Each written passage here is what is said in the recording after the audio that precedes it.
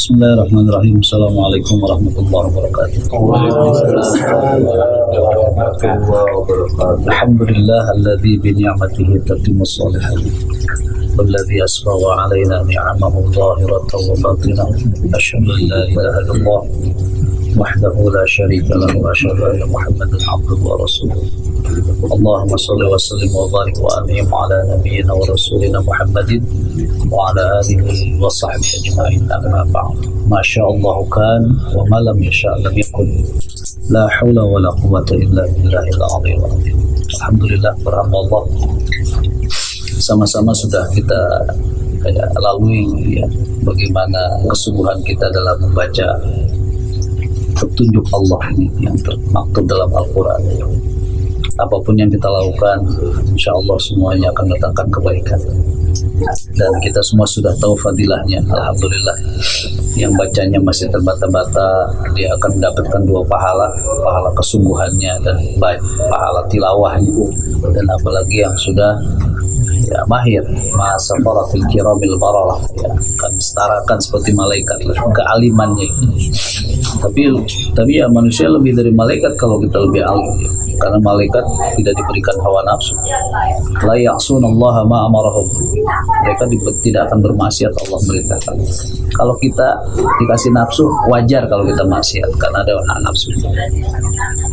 Dulu ada malaikat yang mencoba kepada Allah untuk bisa diturunkan di dunia, Harut dan Marut itu. Harut. Tapi ya begitu, tetap saja nggak bisa. Mereka malah bermaksiat gitu. Nah, Allah dalam Al-Quran, A'udzubillahi minasyaitonirrajim, Bismillahirrahmanirrahim, kuntum khairu ummah ukhrijat lin-nasi ta'muruna bil ma'ruf wa tanhauna 'anil munkar wa tu'minuna billah walau amana ahlul kitab lakana khairul lahum minhumul mu'minun wa aktsaruhumul fasiqun. Jangan berisik apa nih rumah saya saudara. Nah, ahlan wa sahlan nih Bang Taslim. Allah, alhamdulillah. Nah, tadi beliau jadi imam, bagus bacaan.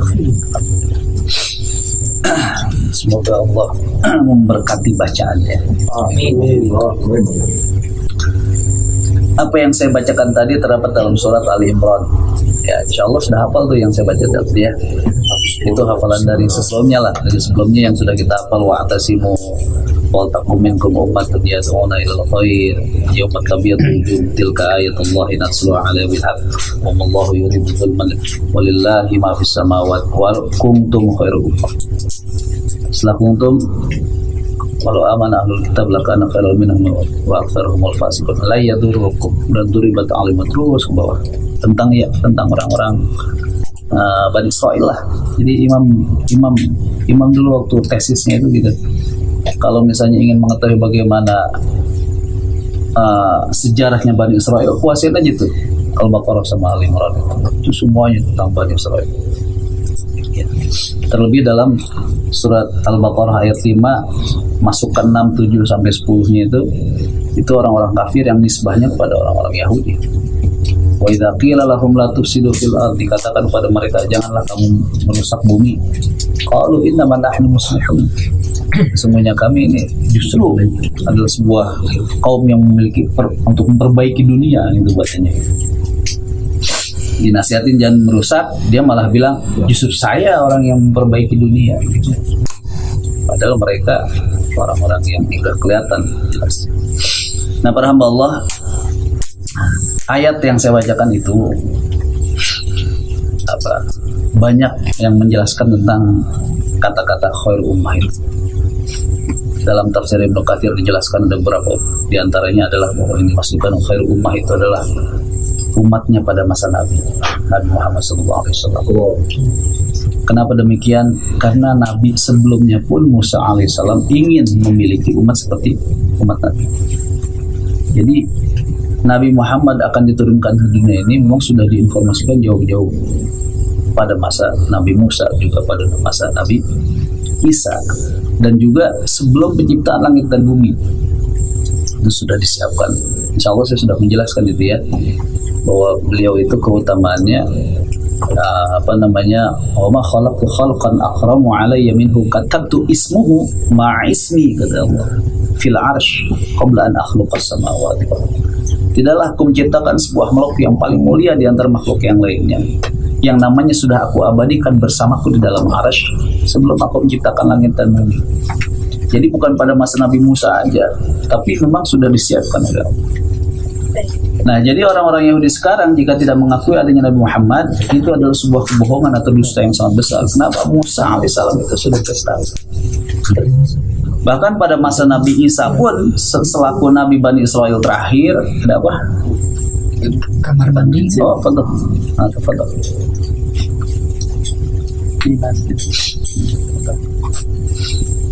Sudah diinformasikan pada Nabi Isa. Surat As-Saff siapa yang sudah apa? Wa idh qala Isa ibnu Maryam, bukan, wa idh qala Isa ibnu Maryam ya bani Israil inni rasulullah ilaikum, gitu ya. Inni rasulullah ilaikum musaddiqan lima baina yadayya min at-taurat wa mubasysyiran bi rasuliyati min ba'di ismuhu Ahmad. Tatkala Isa binti Maryam, ya, Isa putranya Maryam, berkata kepada Bani Israel, wahai Bani Israel, sesungguhnya aku adalah utusan Allah kepada kalian yang membawa kabar baik kepada kalian bahwa nanti akan datang seorang nabi bernama Ahmad. Falamma ja'akum bil bayinat, tatkala kebenaran itu ada di hadapan mereka, lalu apa mereka lakukan? Qala hadza sihrun mubin. Ini sihir. Memang udah nggak mau nerima dia adanya Muhammad SAW. Kenapa? Karena yang diharapkan adalah nabi dari Bani Israel, bukan dari Bani Ismail. Nah, dikatakan satu bahwa umat kita ini adalah umat yang terbaik.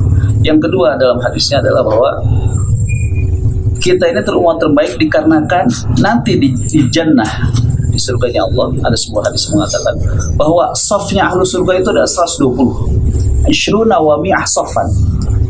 Fiha thamanun. Dan di dalamnya ada 80 saf terdiri dari umatku, yang lainnya umat-umat Nabi selain Nabi Muhammad. Jadi umat Nabi paling banyak. Bahkan ketika dihadirkan nabi-nabi di hadapan Nabi Muhammad SAW nanti pada hari kiamat, ada nabi-nabi yang cuma sendirian, gak ada pengikutnya, ada yang 2 atau 5 pengikutnya, ada yang nabi lewat dengan begitu banyak pengikutnya sampai nabi, wah siapa? Terkagum-kagum Nabi Muhammad melihat nabi yang diikuti oleh banyak umatnya itu. Dikatakan bahwa dia adalah Musa alaihissalam, ngiri nabi. Kata Allah, coba kamu tengokkan, arahkan pandanganmu ke ufuk barat, ke ufuk timur, sejauh mata memandang, mereka adalah umatmu yang ikut masuk surga. Dan di dalamnya ada 70.000 yang tanpa hisab. Nah, ini keumatan khair ummah. Lalu bagaimana kita menyikapinya? Kira-kira sudah pantas belum kita dijadikan sebagai ummah yang terbaik gitu. Jadi Umar Ibn Khattab radhiyallahu anhu pernah melihat ada anak-anak muda yang sedang ngumpul dan dia bercanda-canda. Pokoknya terlihat darinya kemalasan mereka. Ditegur oleh Umar dengan ayat ini, kuntum khair ummah, kamu tuh sebaik-baik ummah. Artinya nggak pantas kalau Nabi bilang kalau kamu itu sebaik ummah, tapi kelakuannya kayak gitu. Jadi cenderung label, ada yang lagi ya, cenderung label yang bagus itu harus kita sesuaikan dengan amal kita sebetulnya. Apa ya, kalau dilihat itu beban moral. Ente itu umat yang terbagus, nggak boleh melakukan sesuatu yang buruk. Harus sesuai dengan gelarnya. S2, S3 ngomongnya harus sesuai dong. Kenapa? Karena keilmuannya lebih spesifik gitu. Spesifik itu apa maksudnya? Lebih menjurus kan. Kalau misalnya S1 masih banyak keahlian-keahliannya, tapi masuk S2, S3, tesis disertasi, dia lebih menjurus gitu. Kata Ustaz Dr. Rois Abdullah itu, sebetulnya S2, S3 itu lebih nyempit itunya, lebih nyempit ilmunya tapi mendalam. Makanya disebutnya pakar. Jadi S1 masih banyak keahlian-ahliannya, tapi ketika S1 itu perkataannya sudah dijadikan sebagai modal dasar ilmiah gitu ya, sudah bisa dipegang untuk dijadikan sebagai pendapat seorang ilmuwan. Masuk ke S2 baru dia menjurus, yang tadinya ada ini pilih satu tapi mendalam, S3 mendalam, makanya ujung pakar itu doang, satu pelajaran doang gitu. Nggak kayak ulama-ulama yang dulu, Imam Bukhari yang sebagainya udah muhaditsin, hafiz, mufassir, kemudian ahli tarikh, luar biasa. Kalau sekarang nggak bisa, cuma satu aja gitu. Jadi lebih introspeksi kita bahwa kita ini umat terbaik, harus kelakuan kita harus baik. Bahwa amalan kita jika maaf ya kita berada di tengah masyarakat, apalagi ketika kita beribadah, kita harus mencerminkan orang yang baik seperti yang Rasul contohkan kepada kita. Kalau seenaknya kita, itu akan diikuti oleh orang-orang yang imannya tipis. Tuh Ustaz itu aja kayak begitu. Misalnya maaf Ustaz Taslim, maaf antum merokok nggak? Merokok nggak antum? Enggak. Alhamdulillah enggak ya. Saya juga tidak gitu. Itu akan diikuti oleh umat itu jariyatun sayyah, dan itu akan dipertanyakan nanti di hadapan Allah. Maaf ya, tahadus bin iman. Ketika kita ibadah, selain kita mengikuti antara halal dan haramnya perintah Allah, juga ada sebuah kepantasan, namanya urf. Kepantasan itu kearifan lokal setempat. Ketika kita misalnya ke daerah Batak, bajunya baju model Batak, tapi selama memang tidak melanggar syariat, nggak apa-apa dipakai gitu. Tapi kalau misalnya baju itu terbuat dari bahan yang diharamkan, misalnya ada minyak babinya dan sebagainya, mohon maaf, walaupun itu ngorof tapi akan bertentangan. Apalagi tidak ada seperti itu. Misalnya maaf nih, dikarenakan kita umat yang baik, harus yang terbaik gitu ya, yang terbaik. Nah, jalan untuk menjadi yang terbaik itu kata Rasulullah banyak caranya. Salah satunya Quran ini. Khairukum, orang yang lebih baik di antara kalian man ta'allama al-Quran wa 'allama. Barang saya membaca Quran dan mengajarkannya. Nah, kita semua dituntut untuk ngajarin nih, kalau ingin menjadi yang terbaik, ajarin minimal ke anak-anak kita, istri-istri kita, ya orang-orang yang di bawah kekuasaan kita lah gitu ya. Kita punya kewajiban ke istri dan ke anak kita, dan itu jariyah. Kita nggak tahu anak kita nanti kalau udah besar itu bisa jadi pangkatnya lebih tinggi daripada kita, punya anak buah gitu kan, kepala cabang, mengeluarkan sebuah keputusan dari pemimpin, ngaji semua, ngaji, jariyah tuh. Dari mana dia baca Quran? Dari kita gitu. Pada istri kita juga seperti itu. Misalnya sholat, maaf ini, kalau ada orang yang udah dipanggil ustadz atau guru, itu lebih harus hati-hati lagi. Kenapa? Karena orang pasti bakal ngikutin kita. Beban moral itu. Sholat pakai kaos boleh nggak? Boleh. Tapi ketika antum di rumah pakai kaos yang banyak tulisannya sholat, ada nilai kepantasan. Pantas nggak sholat pakai kaos misalnya? Padahal itu boleh saja, nggak ada masalah. Waktu kita diharam, Masjidil Haram itu sholat pakai baju bola itu di depan. Padahal sampingnya pakai gamis. Tapi sekarang kita perlihatkan guru-guru dari siapapun, apakah dari dia Azhariyah, apa dari Saudiyah, ketika ngajar pakai kaos. Itu artinya kepantasan, akhi. Misalnya Anda suka ngajar di mana-mana, Anda nggak berani sholat ke masjid pakai kaos. Walaupun itu boleh, cuma efeknya nanti ada orang yang ikutin aneh gitu. Itu betul gitu. Padahal boleh-boleh saja kan, nggak ada masalah. Cuma kepantasan gitu. Itu yang disebut khairul ummah itu. Kecuali kita dalam keadaan safar, akhi. Emang hadisnya seperti itu. Orang yang safar itu ash-asha akbar. Ash-asha akbar itu rambutnya acak-acakan, pakaiannya penuh dengan debu. Yamuddu yadaihi ila sama. Kemudian dia mengangkat tangannya ke langit. Qala ya Rabb, ya Rabb. Itu seharusnya doanya itu dijabah dengan pakaian yang lusuh, sama seperti ketika Nabi melaksanakan sholat istisqa. Itu pakainya sengaja oleh Rasul dijelek-jelekin. Kenapa? Tanda bukan jelek-jelekin, emang Nabi pakainya gitulah, nggak ada yang bagus banget lah. Pernah dipakai, Nabi kan pernah dapat hadiah dari raja Kaukasus, pendeta dari pokoknya dari Prisan Koptik untuk Mesir, jubah yang bagus itu. Itu Rasul dipakai setiap Jumat. Oh, Jumat khusus lah. Jumat khusus. Cuma sekali lagi, ketika kita sudah diberikan label bahwa kita umat yang terbaik, maka kita harus introspeksi. Apapun harus yang terbaik. Apalagi membawa Islam. Ya. Rashid, siapa gurunya? Siapa namanya? Gurunya Hasan Al-Banna. Ikhwanul Muslimin, siapa namanya? Dia mengatakan bukan. Dia mengatakan bahwa al-Islam mahjubun bil muslim.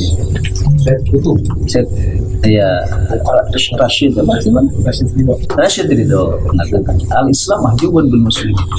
Islam itu tertutup, terhijab dengan kebodohan orang Islam.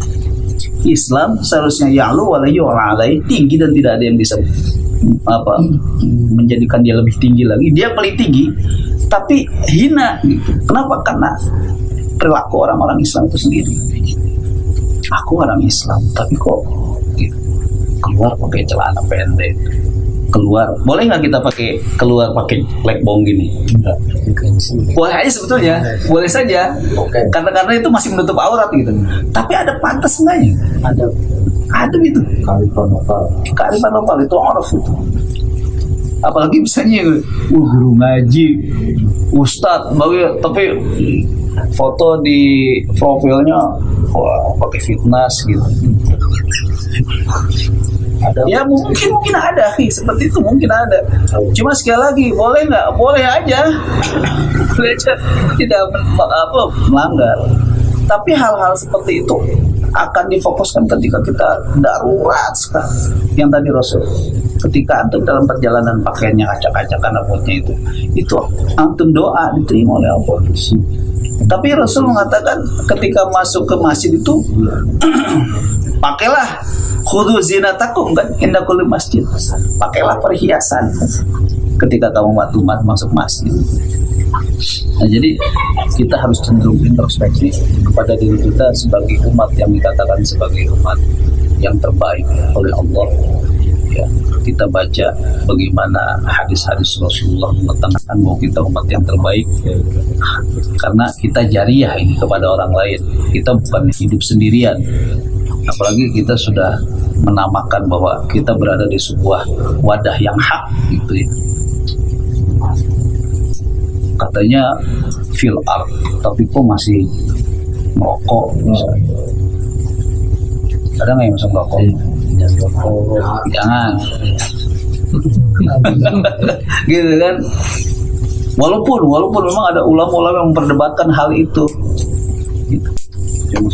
Cuma kita ambil yang terbaik aja lah. Ketika antum seorang kiai masuk ke rumah sakit masih merokok, sampai diomelin sama satpam, di mana kekiaiannya? Iya kan, gitu. Masuk ke itu nggak boleh merokok di aneh Ustadz nih. Iya cuma Pak peraturannya nggak boleh merokok gitu kan. Itu kan jadi bermasalah. Kita tazkiyatun nafas lah, membersihkan diri kita. Ya, karena Rasul pun seperti itu. Rasul itu sangat perhatian, ya, perhatian kepada umatnya, sangat perhatian. Jadi perilaku kita ini sudah, kalau pada zaman Rasul sudah tahu si fulan tuh biasa begini, si fulan biasa gini, si fulan biasa gini. Jadi menghadapinya itu Rasul nggak sembarangan.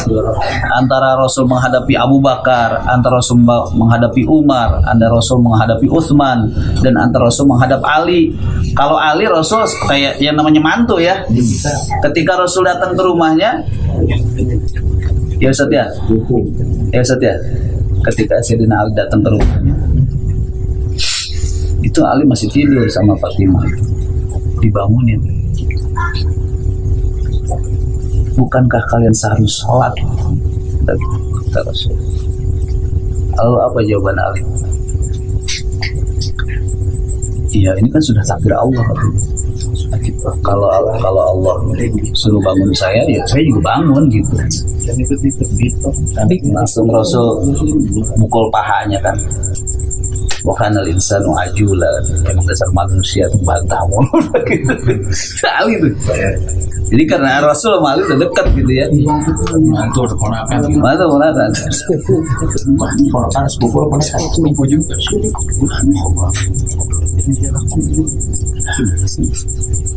Baik, itu aja yang Anda sampaikan ya. Anda nggak berpanjang kalam. Jazakallah khair. Assalamualaikum warahmatullahi wabarakatuh.